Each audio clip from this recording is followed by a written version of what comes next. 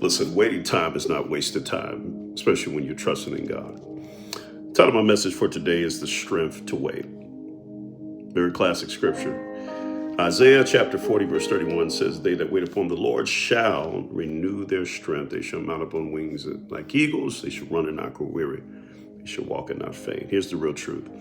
Eagles don't need to do a lot of flapping because they were born to soar. And eagles, they don't run from the storm. They run to the eye of the middle of the storm so it can lift them higher.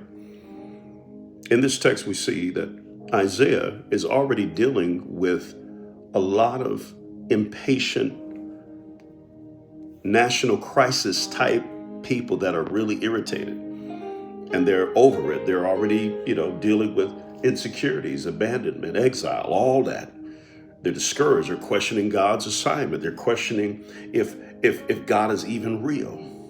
The word wait in Hebrew is quava, which actually means to intertwine together or braid together to gain strength from the strands.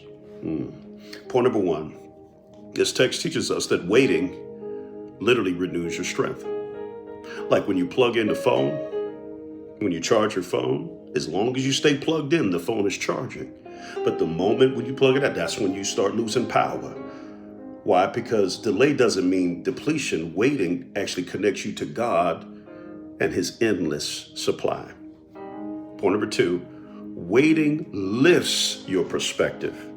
It doesn't shut down your perspective. Waiting sometimes actually gives you time to really think and say, wait a minute, how do I navigate through this season? How do I maneuver?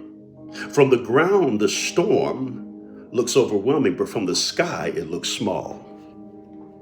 Why? Because waiting lifts your perspective. And lastly, waiting aligns your destiny. A train doesn't leave until the tracks are clear.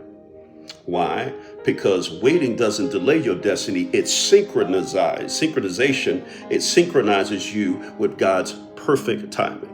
So I want to encourage you all that in the season, you might have to wait for it, and it's okay to wait for it. Don't get discouraged by the waiting, because sometimes you get wounded as you wait.